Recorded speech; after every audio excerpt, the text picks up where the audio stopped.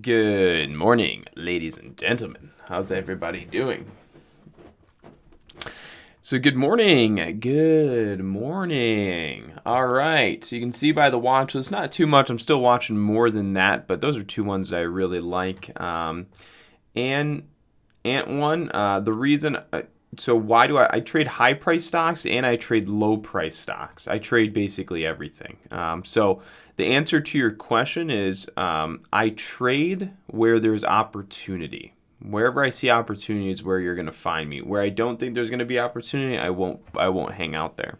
So if a low price stock seems to have opportunity, then I'll probably trade it. But low price stocks have smaller windows of opportunity in regards to higher price. So higher price stocks will tend to have more areas of opportunities or more windows of opportunity to make money. So that's generally why you'll see more higher price stocks on my watch list than you will lower price stocks because I have a good understanding of windows of opportunity.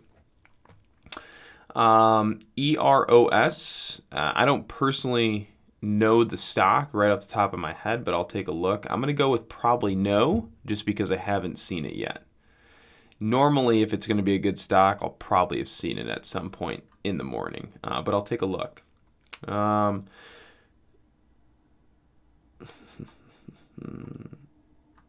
I'm looking at Roku right now. Roku's on watch today, so let's run into it. So Roku is more likely going to be a great short on the day, so going to be following Roku short today. After a couple days of it showing the bearish signals, really like the way it's formed. Had our first kind of bounce day. Second one didn't really do much. Then this day kind of came down hard. We gapped up. We came down hard. Now we're below some support areas. So going to be following this short bias on the day for now. I think we might spike up a little bit out of the gates, but ultimately going to be playing short bias on Roku. Something to pay attention to is the 50 moving average right here. It's, for some reason, the video seems a little bit darker today. Every once in a while, the camera does some weird lighting things, but anyways. So there's a 50 moving average right here on Roku at about 87.83. That's the one thing to keep an eye on midday as the price is falling. It's not very far from where it's at. So right there, you can see price action, red dotted line. Let me shrink some of this down. We don't even need half this stuff up right now. Here we go. So yeah. That red dotted line down here, that's what I'm paying attention to, that I'd really like to see it break below. So nonetheless, Roku following short bias on the day. And then I'll run through IQ really fast, and then we can talk about some other cool stuff. So IQ, going to be following IQ short bias as well today too. I forgot about NVIDIA too. Yeah, so yeah, this is really dark. That's really odd. Let me try something.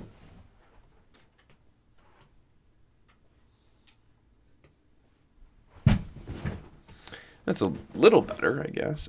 So IQ, you can see kind of spiked up into this 200 moving average, right? And yesterday had a really nice sell-off. I did end up shorting it yesterday, but going to be following short bias today too, because really it doesn't have much support. If it kind of breaks through 2040, I mean, it doesn't really have much. I mean, I guess that's a lie. I guess it does have a couple potential bounce zones.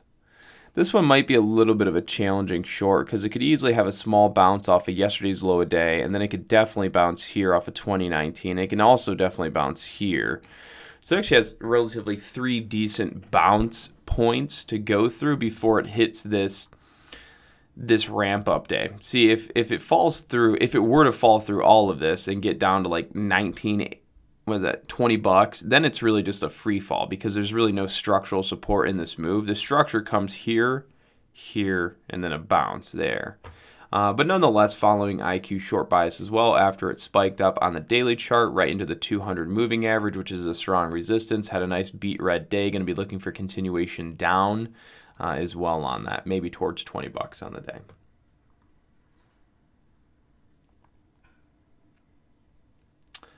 Well, give me a second, just reading through some questions. Yo, what's going on?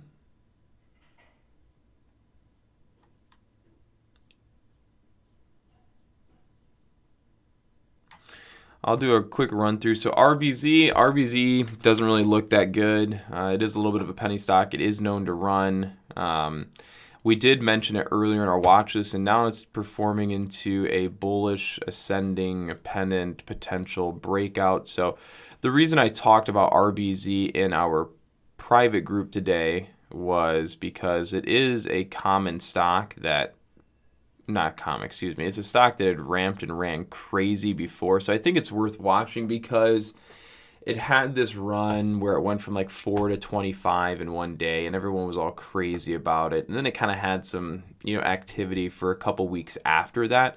So I think today we could see a decent trade on it because there is this idea that it is a good stock, but in reality, it's really not a good stock.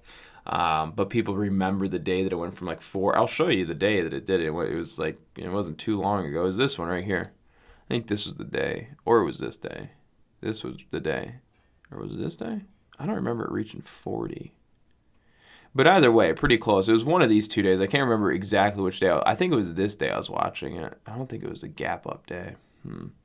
Either way, it was either this day or this day. The thing went from 6 to 27, or it was this one where it went from gap from 8 and ran to 40. So people are remembering these days of RBZ, and they're hoping that something like that happens today. Very, very unlikely, but it's worth watching. Formation is pretty good so far. I think it's worth keeping on watch, yes.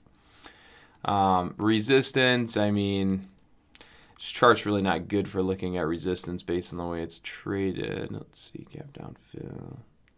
Yeah, resistance on this doesn't really even, I would just trade it, honestly.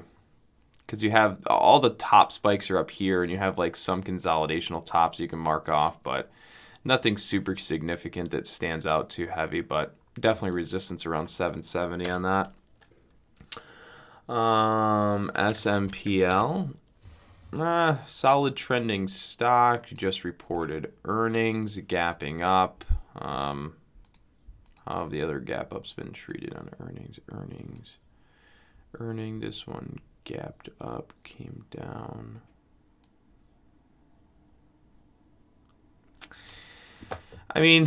Personally, I'm not a fan of it. With the gap up, I'll actually be short biased for the gap to be filled. But again, I'm not a big fan of it. They're trending very well, though. I will make that. They're trending very well. But in terms of like day trading, I'll leave it alone.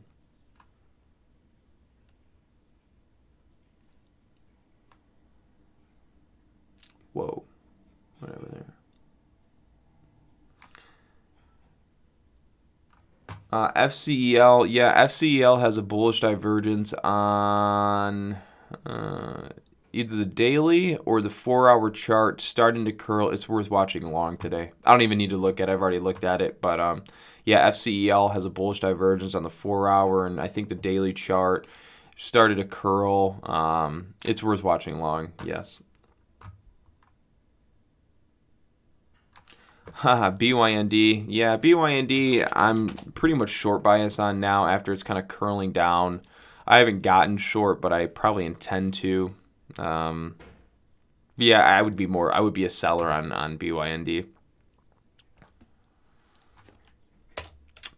What else we got in here?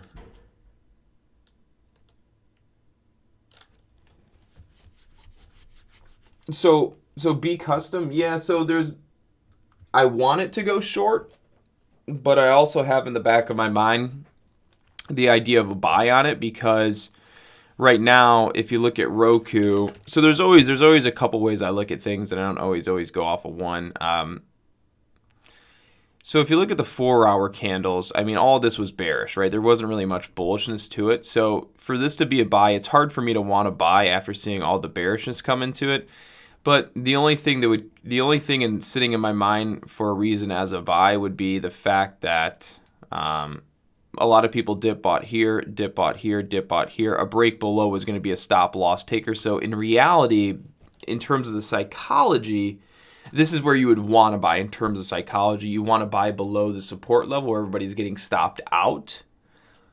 But am I going to try? I don't trust this setup for that particular set. I don't trust this downward move below these support levels as a fake out to the downside. I believe it to be more of it's breaking down personally. So yeah, we'll see. Either way, I trade what I like and what I see and what I feel. And if if it goes up, it goes up. If it goes down, it goes down, right? At the end of the day.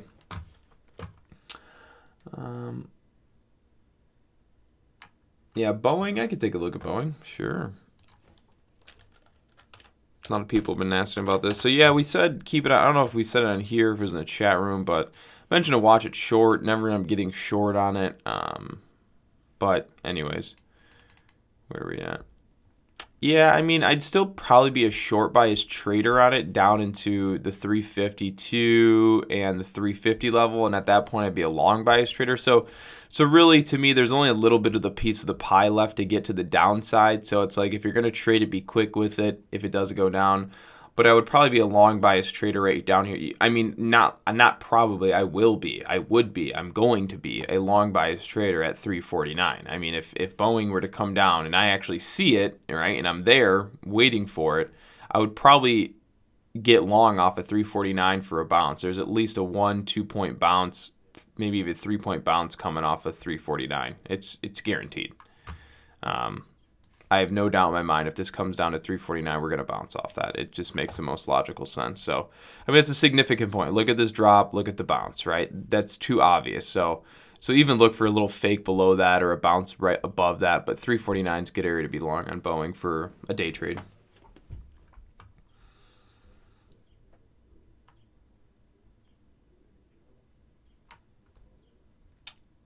EROS. That's a second person asked about EROS. Oh, yes. Quick spiking stock. Probably a no-go for me, but before I give it too much hate, let's see what we have going on. So you guys are looking at this because it had a really big sell-off, and now it's just starting to spike, and it's grabbing people's attention. Okay.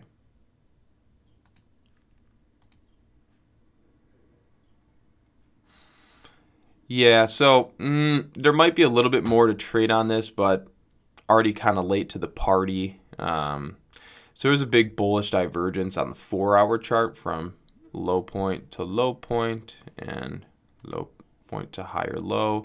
So bullish divergence starting to take place there. Probably a little bit late to that party. You could watch it. I'm not crazy about it. Yeah, anything that just spikes up, I'm really not a fan of. I would be more on the side to watch it sell off first, then look to get long. This shouldn't trade as a normal penny stock either. I think it's worth watching, but I'm not crazy about it, no. But I do like the big sell-off, right? This big drastic sell-off can lead to quick price jumps, which is already done. What is it at? It's at 201, so it's really only about right there, which is at the 9 moving average. Yeah, I think EROS is worth watching. There's a bullish divergence on the 4-hour, but on the daily, there's no bullish divergence. It'd be better if it was on the daily chart as well, too, but it's not. So not the most A1 of A1 setups, but decent. I think it's worth watching.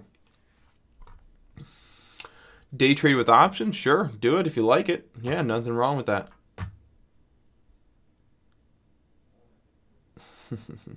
Bonafide trading, I appreciate it. Yeah, I got a little bit of a wit to me, for sure. Been told that before.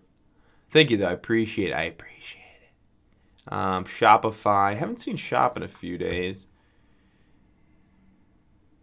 What else we got going on?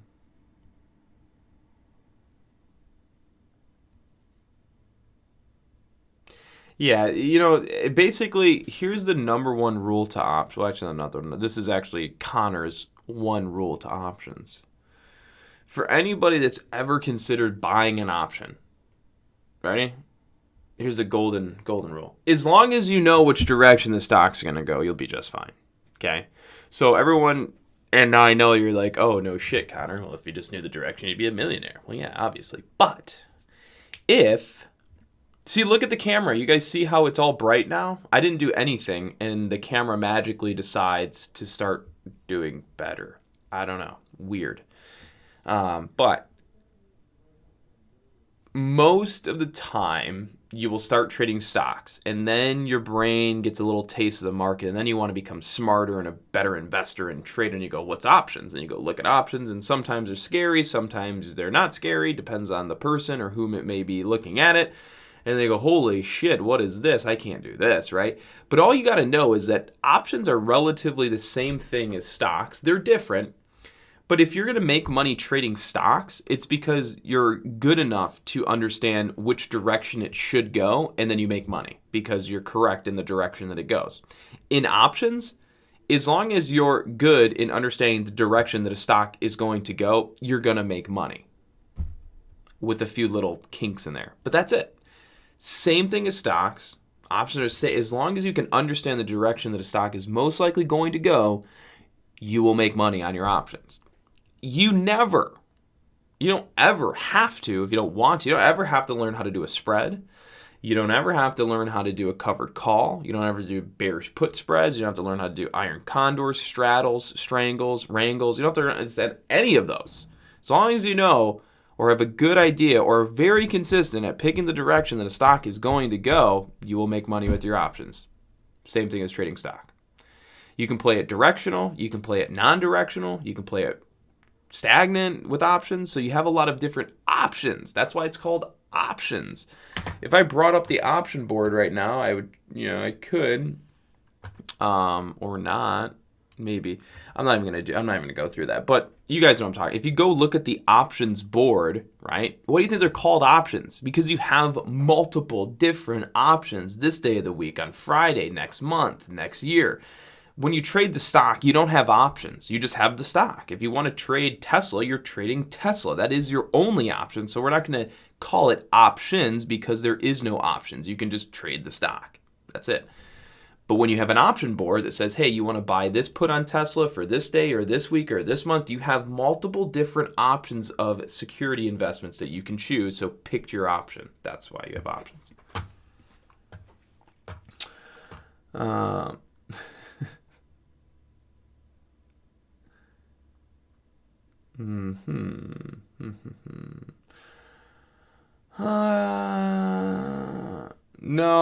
RSI doesn't have to be above 30 or above 70, none of that. Nope, doesn't have, that's not, nope, doesn't have to apply.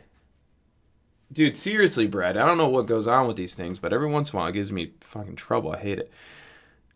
Bright cameras, bullish day. Alex, you could day trade with, I thought you said 25,000. You said 250,000.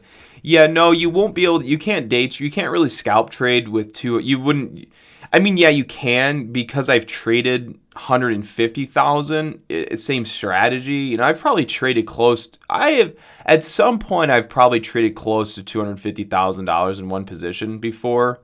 Not quite. I don't even know if it was over 200. Probably like 160, maybe 190 at most. And I'm still able to get in. But yeah, there's still a little slippage. But to finish this question, generally speaking, $250,000 to go in scalp trading is going to be far too much money, because there's no way that like for example, if you want to take $250,000 and you want to invest it into a penny stock right now, let's say you're trading a penny stock, there's no way you're going to get filled $250,000 worth of shares by doing a limit order.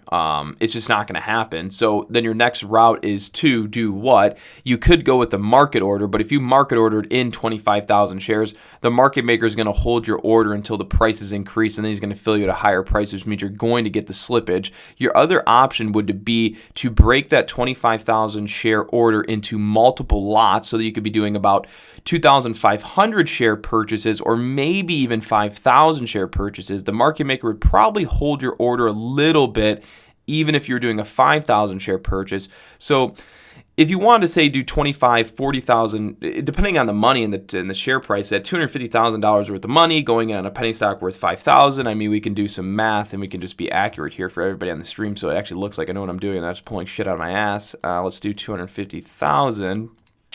Divide that by 5. So 50,000 shares is what you want to get. So we do 50,000, right? We'll just divide 50,000 by 2,500. So it's 20. So you have to do. So if you wanted to do 50,000 shares of a $5 stock and you want to get 50,000 shares, likelihood you're probably gonna have to break that into about 2,500 share orders, or maybe 5,000. But then you're gonna have to pay commission on the 2,500. Then you have to buy another 2,500 and pay commission, all the way until you get up to 50,000. And by you buying those multiple small lots, which aren't really small because they're 2,500 shares, the market maker is going to jump the price because remember you're marketing in, so the market maker is going to jump that price as you're buying 2,500. So they're going to keep averaging up your price. So really, are you better off just trying to market in one big order of 50,000 shares, taking the slippage, or are you better off breaking it down into 2,500 share purchases and paying multiple times round trip on commission, and then also getting the slippage as the price goes up, as you're averaging up? Or is $250,000 just way too much to try and enter in on one position? That's it.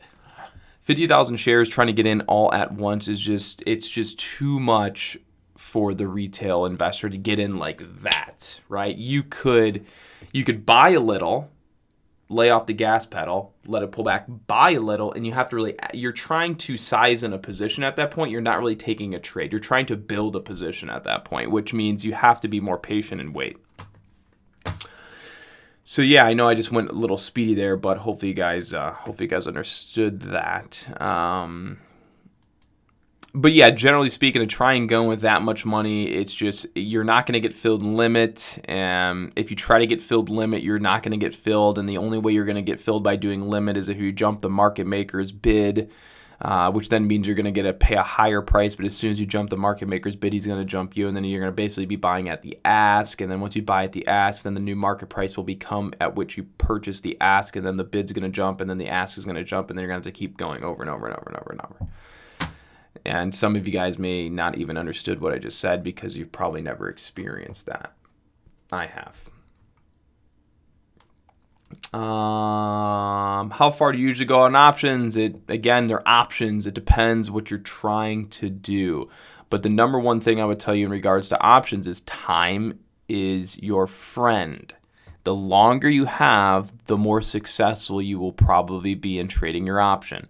If you pick expiration dates that are really close, the likelihood that you'll be less successful is far higher. But you will pay a higher premium, or you're going to pay more money for your option if it has a longer time frame. But why would you pay more money if it has a longer time frame? Because you're basically saying, I don't really know what the hell's about to happen, but I'm willing to pay for extra insurance, right? So it's like, hey, do you want half of your car covered or do you want full coverage? Full coverage is going to cost more, but just know that if something really, really shitty happens, you're going to be protected. Whereas if you buy an option that expires in 2 years, it's like, hey, this thing could skyrocket and it could dump, but just know that you have 2 years for it to recover. You have additional time. It's more insurance, more costly. Yes, 70% of options do expire worthless. What is the stock currently in the that is EROS. I have no idea. What is the key to trading? Key to trading is don't be a greedy son of a bitch. Don't be an emotional bastard, and keep your head on straight. And don't trade hungover. It's usually never very fun. It's like a regular job, right? You don't want to be too aggressive. You can't be too shy, right? You can't be an idiot. Basically, trading is yourself. You got to really learn to understand yourself very well. And then the other stuff as well. Question about your inevitable crash. Do you think it's likely Robinhood could go out of business? No, Robinhood's not going to go out of business if the market crashes. Just remember, when the market's crashing, that's the best time to be a trader, not an investor. Well, let me rephrase that. The best time to be a trader and an investor is when things are absolutely shit. That's the best time. Like right now, this is not the best time to be a trader, and it's not the best time to be an investor. The media in this whole world it's got you all backwards. Everything's backwards in this world. Just remember, everything in the trading world is backwards. What you see now is not the best time to be invested, though it's probably what you hear. What you see now is not the best time to be trading. So when you see all these ads, right, and maybe one day I'll run ads. I probably will, because that is a great way to grow your business. So I'll probably eventually do that when I want to. But like right now, all you're hearing are ads are saying, right now is the best time to be a trader. The market's on fire. Actually, that's a lie. Right now is not the best time to be a trader. The best time to be a trader is when the market's crashing, because when the market's crashing, or maybe not say crashing, but being really volatile. When the market's going down, that's the best time to be a trader, because the market is extremely volatile. When it's extremely volatile, stocks go from moving this much to this much to moving this much to this much. Your area of opportunity just became so much bigger, and now to make money, it should be a little bit easier. So again, they got it all backwards. All backwards.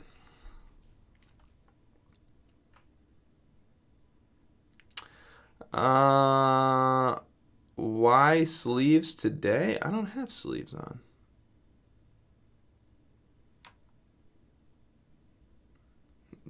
My name's Jeff.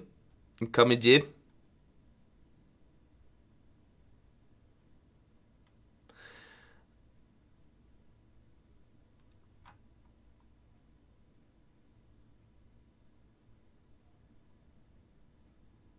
Just reading some questions.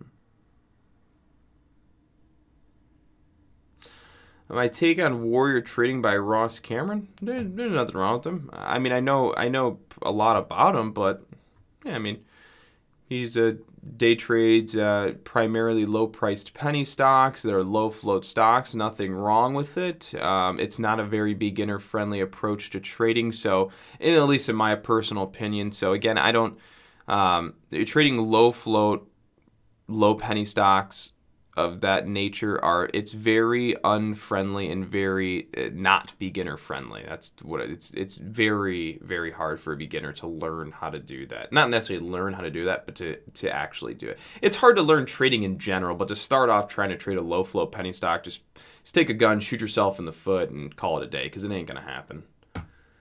Do I trade ETFs? Yes, I trade ETFs. Is Ross Cameron my friend? Not on a, no, I wouldn't say so, but I do like the man in general. Yes, you can mustache me a question. Yeah, actually, I do recommend large caps for beginners, or at least stocks, that are priced relatively high, because they're sound companies. They're good. They're not going to die overnight like a penny stock does, and it's good.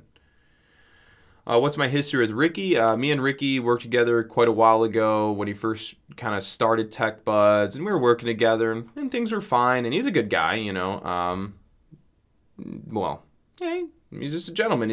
He's a businessman trying to grow himself, so he's taking the approach in his world of business that he sees fit that's going to be best for his personal outcome, which most people do, so I can't really blame him there. But long story short, when working with them, he wanted me to sign like a 5-year agreement and non-compete, things like that. And I was like, well, no, forget that. So didn't work with him. It's all good though.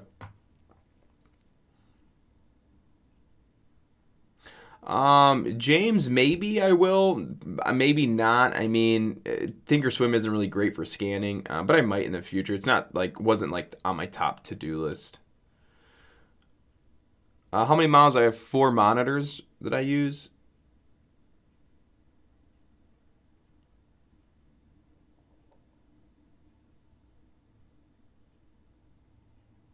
I wouldn't use Acorns. I don't think it's that great of it's cool concept, but not that great. I'm not in crypto and I'm not trading at the moment. It's 9:03. I'm running late. Sorry, guys. I got to run. Got to get back to our private group, relieve one of our admins from duty so he can get back into his trading room. So everybody have a good day. Other than that, I'll see you guys. What's tomorrow? Tomorrow's Wednesday. Yeah, I'll see you tomorrow morning for another trading day. All right, guys. Take care. Have a good one.